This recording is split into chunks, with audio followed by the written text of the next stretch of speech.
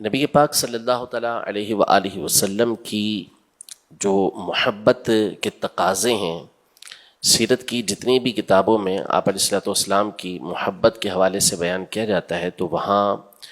سب سے پہلا تقاضا نبی پاک صلی اللہ علیہ وسلم کی اطاعت و فرما برداری ہوتا ہے. یعنی آپ صلی اللہ علیہ وسلم کی سنتوں پر عمل کرنا، آپ کی پیروی کرنا، آپ کے پیچھے چلنا، یہ وہ چیز ہے کہ جس کے ذریعے نبی پاک صلی اللہ علیہ وسلم کی محبت کا تقاضا یہ پورا ہوتا ہے. تو برکتیں حاصل کرنے کے لیے دنیا و آخرت میں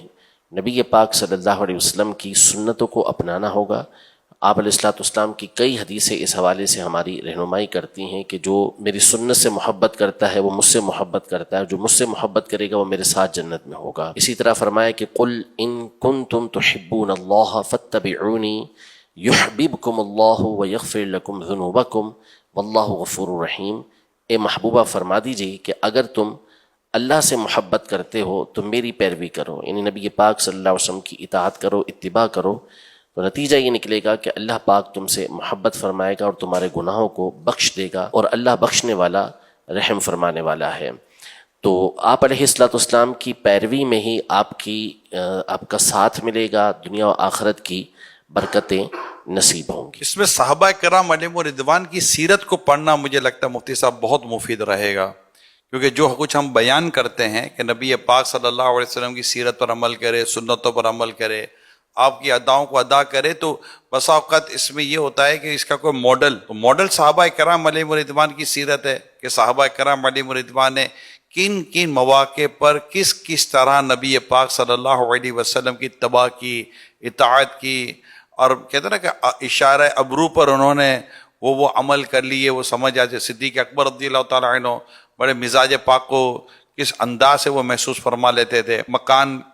نبی پاک صلی اللہ علیہ وسلم نے مناسب نہ سمجھا تو کسی نے مکان پورے کے پورا ڈھا دیا، توڑ دیا. انگوٹھی والا واقعہ جو تھا، سونے کی انگوٹھی والا، پھر بعد میں اسے اٹھائی تک نہیں. تو ایسا لگتا ہے کہ جو سیرت صحابہ ہے اس کے پڑھنے کی بھی بہت ضرورت ہے، یعنی کہ اتباع رسول، اطاعت رسول کا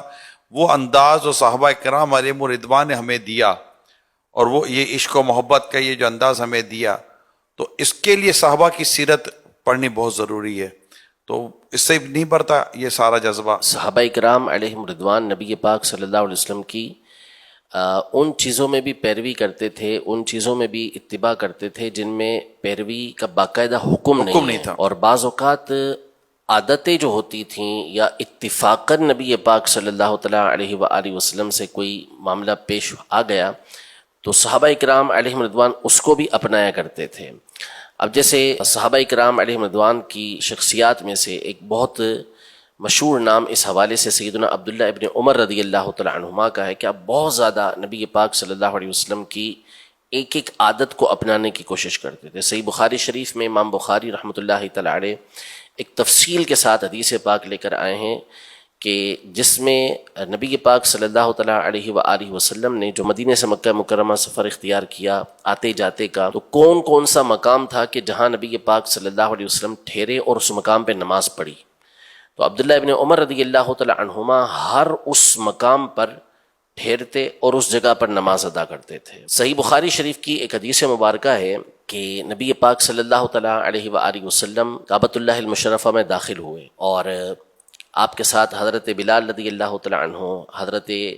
اسامہ بن زید رضی اللہ تعالیٰ عنہ، حضرت سیدنا فضل بن عباس رضی اللہ تعالیٰ عنہ، اور حضرت سیدنا عثمان بن طلحہ رضی اللہ تعالیٰ عنہ. یہ چار صحابہ کرام علیہم رضوان اندر داخل ہوئے، اور داخل ہونے کے بعد دروازہ بند کر دیا گیا. حضرت ابن عمر رضی اللہ تعالیٰ عنہما جلدی سے آئے، لیکن جب تک دروازہ بند ہو چکا تھا ان کو اطلاع پہنچی. تو باہر جب آپ علیہ الصلوۃ والسلام تشریف لے کر آئے تو حضرت ابن عمر رضی اللہ تعالیٰ عنہما نے حضرت بلال رضی اللہ تعالیٰ عنہ سے پوچھا کہ کیا نبی پاک صلی اللہ علیہ وسلم نے کعبے میں نماز پڑھی تھی؟ انہوں نے کہا ہاں پڑھی تھی. تو بولا کس طرف پڑھی تھی؟ تو کہا یہ آگے بڑھتے ہیں تو دو ستون جو الٹے ہاتھ کی طرف آتے ہیں ان کے درمیان میں پڑھی تھی. اس وقت کعبے کے ستون 6 تھے، تو یہاں آپ نے نماز ادا کی. حضرت عبداللہ بن عمر رضی اللہ تعالیٰ عنہما کا معمول تھا کہ آپ ہر سال حج کے لیے تشریف لے جاتے تھے. تو جب بھی آپ مکہ مکرمہ آتے، کعبے کے اندر داخل ہوتے، تو کعبے میں جا کر آپ اسی جگہ پر نماز ادا کرتے جہاں پر نبی پاک صلی اللہ علیہ وسلم نے نفل پڑھے تھے، اور آپ یہ فرمایا کرتے تھے کہ کعبے کے کسی بھی گوشے میں نماز پڑھیں ہو جاتی ہے، لیکن میں وہی نماز ادا کرتا ہوں جو نبی پاک صلی اللہ علیہ وسلم نے نماز پڑھی ہے۔ تو یہ حالانکہ کسی بھی گوشے میں نماز پڑھیں۔ اسی طرح آپ ایک مرتبہ کسی جگہ سے گزر رہے تھے، مسند احمد کی حدیث پاک ہے، تو راستے میں ایک ٹیلا آیا، ریت کا ایک ٹیلا آیا، تو آپ نے اپنا گھٹنا اس سے ٹکرا دیا۔ لوگوں نے آپ سے کہا، آپ کے ساتھیوں نے، کہ یہ آپ نے کیا کیا؟ اتنا سارا راستہ موجود تھا اور آپ نے گھٹنا اسے ٹکرا دیا۔ تو آپ نے فرمایا اور تو کچھ نہیں معلوم، صرف اتنا ہے کہ جب نبی پاک صلی اللہ علیہ وسلم یہاں سے گزر رہے تھے تو آپ کا مبارک گھٹنا اس سے ٹچ ہوا تھا، اس ٹیلے سے، اس مقام سے، بس اسی ادا کو ادا کرنے کے لیے میں نے اپنا گھٹنا اس سے ٹکرا دیا۔ سبحان اللہ۔ حضرت سیدنا عثمان غنی رضی اللہ تعالی عنہ کی حدیث مبارکہ کہ آپ نے وضو کیا پورا، اور وضو کرنے کے بعد آپ مسکرائے، پھر آپ نے اپنے ساتھیوں سے کہا کہ تم معلوم ہے کہ میں کیوں مسکرایا؟ تو پھر آپ نے فرمایا کہ نبی پاک صلی اللہ تعالیٰ علیہ وسلم نے اسی طرح وضو کیا تھا، پھر بشارت دی تھی، اور اس کے بعد آپ صلی اللہ علیہ وسلم مسکرائے تھے، تو اس مسکرانے کی ادا کو ادا کرنے کے لیے آپ مسکرا رہے تھے۔ حتیٰ کہ سیدنا صدیق اکبر رضی اللہ تعالیٰ عنہ کا جو وصال ہوا، عمر تو 63 برس ہی تھی نبی پاک صلی اللہ علیہ وسلم کی جو عمر مبارک ہوئی اس کے مطابق، لیکن آپ کا وصال جو ہوا وہ پیر شریف کے بعد ہوا، 2 دن کے بعد ہوا۔ لیکن آپ نے اپنی شہزادی سے، جب کیفیت ایسی تھی آپ کی، مرض الموت تھا اور آخری وقت تھا، تو ذہنی کیفیت کے اعتبار سے اور ظاہر ہے کہ ایک تکلیف ہوتی ہے، تو آپ نے اپنی شہزادی سے پوچھا کہ نبی پاک صلی اللہ علیہ وسلم کا وصال کب ہوا تھا، دنیا سے پردہ کب فرمایا تھا؟ کہا کہ پیر کے دن۔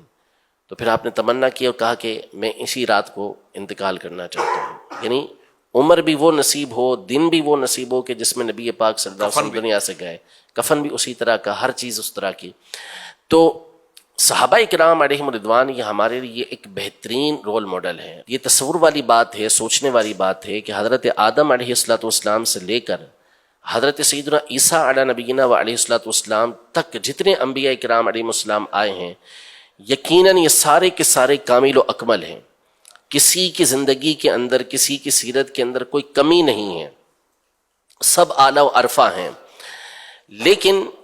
ہم اگر حضرت سیدنا آدم علیہ نبینا و علیہ السلام سے لے کر حضرت سیدنا عیسیٰ علیہ نبینا و علیہ السلام تک کی جو سیرت ہے اس کو مکمل پڑھنا چاہیں تو کون سی کتاب میں ہمیں یہ ملے گی؟ حضرت آدم علیہ السلام نے ساری زندگی یہ اعمال کیے، آپ کا مبارک حلیہ سر سے پاؤں تک اس طرح تھا، آپ علیہ السلام اس طرح کے کپڑے پہنا کرتے تھے، اس طرح بیٹھا کرتے تھے، اس طرح چلتے تھے، کہیں نہیں ملے گا آپ کو۔ چند واقعات یہ ملیں گے، ابراہیم علیہ السلام کی زندگی کے چند واقعات ملیں گے، موسیٰ علیہ السلام کی زندگی کے چند واقعات، عیسیٰ علیہ السلام کی زندگی کے چند واقعات، حالانکہ سارے کے سارے کامل ہیں، لیکن نبی پاک صلی اللہ علیہ وسلم کی زندگی، پیدائش کے واقعات یہ ہمیں بتائے گئے، آپ علیہ السلام نے اعلان نبوت سے پہلے کی زندگی کس طرح گزاری، اس وقت صادق و امین کے نام سے مشہور تھے، بہت سارے واقعات وہ ہمیں معلوم۔ اعلان نبوت کے بعد نبی پاک صلی اللہ علیہ وسلم کی زندگی کس انداز میں گزری، آپ کے اخلاق کریمہ کا ایک ایک پہلو، چاہے سخاوت کا ہو، چاہے شجاعت کا ہو، چاہے وہ حیا کا ہو، چاہے وہ حسن معاشرت کا ہو، گفتگو کرنی ہے تو کس سے کس انداز میں گفتگو کرنی ہے، گفتگو کرتے ہوئے آپ علیہ السلام مکمل طور پر سامنے والے کی طرف متوجہ ہیں، نظریں نیچے ہوتی تھیں تو کب آسمان کی طرف آپ دیکھا کرتے تھے، آپ علیہ السلام چلتے تھے تو چلتے ہوئے آپ صلی اللہ علیہ وسلم کس طرح محسوس ہوتے تھے کہ آپ گویا کے ڈھلان سے اتر رہے ہیں، آپ علیہ السلام بیٹھتے کس انداز میں تھے، سوتے کس انداز میں تھے، عبادت کس انداز میں کیا کرتے تھے، یہ ساری باتیں ہمیں معلوم۔ آپ علیہ السلام صبح اٹھتے کون سی دعائیں پڑھتے، تہجد کے وقت کون سی دعائیں پڑھا کرتے تھے، تہجد میں کتنی کتنی رکعتیں آپ ادا کیا کرتے تھے، آپ علیہ السلام لوگوں کے درمیان آتے تو کیا آپ کا انداز ہوتا، دعائیں کون کون سی، یعنی صبح سے رات تک کی دعائیں ہمیں معلوم۔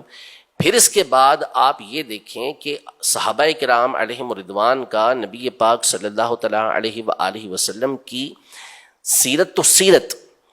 آپ صلی اللہ علیہ وسلم کی صورت اور جسم مبارک کا ان لوگوں نے کس قدر گہرائی کے ساتھ مطالعہ کیا تھا، حلیہ مبارکہ کیسا تھا، یعنی آنکھ مبارک کے بارے میں بتا دیا کہ کس طرح اس کے اندر ڈورے ہوتے تھے، آنکھیں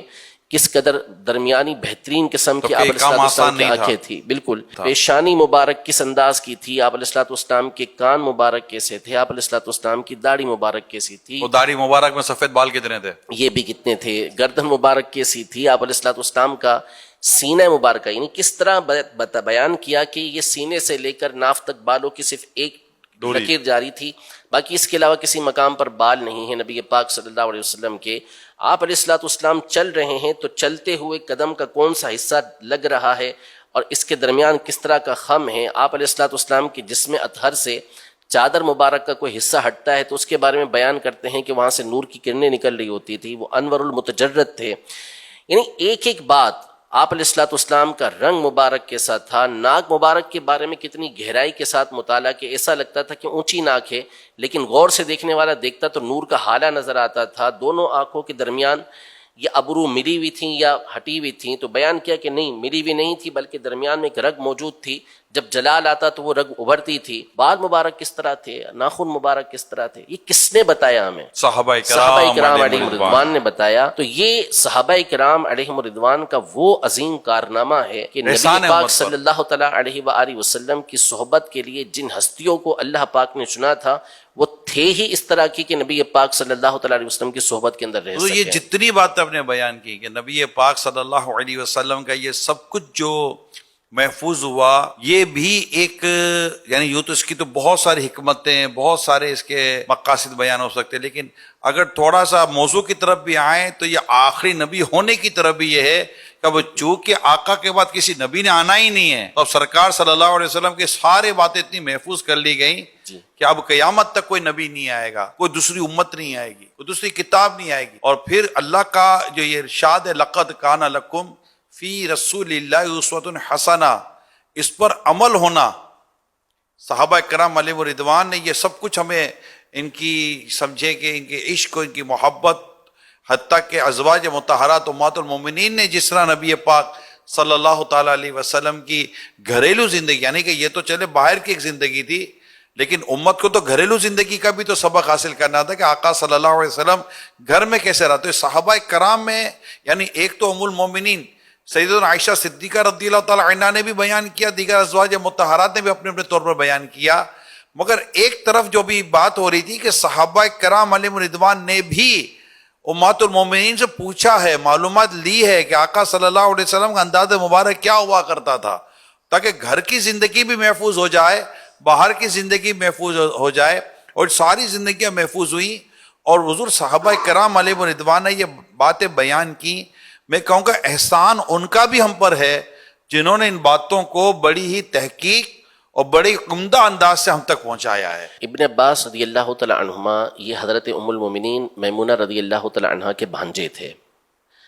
تو نبی پاک صلی اللہ علیہ وسلم ایک رات جب حضرت میمونہ رضی اللہ تعالیٰ عنہا کے یہاں ٹھہرے، ان کی باری تھی، تو حضرت ابن عباس رضی اللہ تعالیٰ عنہما کو ان کے والد حضرت عباس رضی اللہ تعالیٰ عنہ نے خاص طور پہ بھیجا کہ رات کو جا کے دیکھو کہ آپ علیہ السلام عبادت کس طرح کرتے۔ تو وہ رات ٹھہرے اور رات میں نبی پاک صلی اللہ علیہ وسلم کی عبادت کا انداز دیکھ کر بیان کیا، حالانکہ چھوٹے تھے، کہ آپ علیہ السلام بیدار ہوئے، بیدار ہونے کے بعد وہ اپنی آنکھوں سے نیند کو دور کیا، یہ سب بیان کیا انہوں نے، مسح النوم، اور پھر اس کے بعد مشکیزے کے پاس گئے، مشکیزے کے پاس جو لٹکا ہوا تھا اس سے ہلکا ہلکا وضو کیا، پھر آپ نے آ کے اس انداز میں نماز ادا کی، وہ نماز کی پوری کیفیت انہوں نے بیان کی، پھر کون سے سورہ آل عمران کی آخری 10 آیتوں کی نبی پاک صلی اللہ علیہ وسلم نے تلاوت کی، اس بات کو انہوں نے بیان کیا۔ تو یہ صحابہ کرام علیہم رضوان نے اس انداز میں، اور پھر اس کے بعد چونکہ نبی پاک صلی اللہ علیہ وسلم کے بہت سارے فرمان تھے کہ بلغوا عنی ولو آیا، ایک ہی بات ہو وہ میری طرف سے پہنچا دو، اور فرمایا فلیبلغ الشاہد الغائب، کہ جو حاضر ہے وہ غائب تک پہنچا دے، جو یہاں موجود نہیں اس تک پہنچا دے، اور جگہ جگہ فرمایا نبی پاک صلی اللہ علیہ وسلم نے کہ آگے پہنچاؤ، کہ ہو سکتا ہے کہ جس کو پہنچایا جا رہا ہے وہ اس سے زیادہ اس کو یاد رکھنے والا، سمجھنے والا ہو کہ جس نے پہنچایا ہے۔ تو اس لیے ان صحابہ کرام علیہ رضوان نے آگے پہنچایا، وہ تابعین بھی نہ رکے، انہوں نے بھی آگے پہنچایا، اور یہ تو ایک ایسی جد و جہد ہے محدثین کی، فقہاء کرام کی، کہ حافظ ابن حبان رحمۃ اللہ تعالی علیہ المجروحین کے مقدمے میں ارشاد فرماتے ہیں کہ یہ محدثین انہوں نے اس انداز میں ان حدیثوں کو محفوظ رکھنے کی کوشش کی ہے کہ اگر کوئی شخص کسی حدیث کے اندر الف کا اضافہ کر دے یا واو کو ہٹا دے تو یہ بتا دیں گے کہ یہاں کہ اس مقام پر انہوں نے یہ غلطی کی ہوئی ہے. تو اس قدر ان لوگوں نے کوشش کی جس کی وجہ سے یہ ذخیرہ احادیث ہمارے سامنے محفوظ ہوا. نبی پاک صلی اللہ علیہ وسلم کی سیرت، آپ علیہ الصلوۃ والسلام کی سنتیں اور طریقہ کار ہم تک پہنچائے.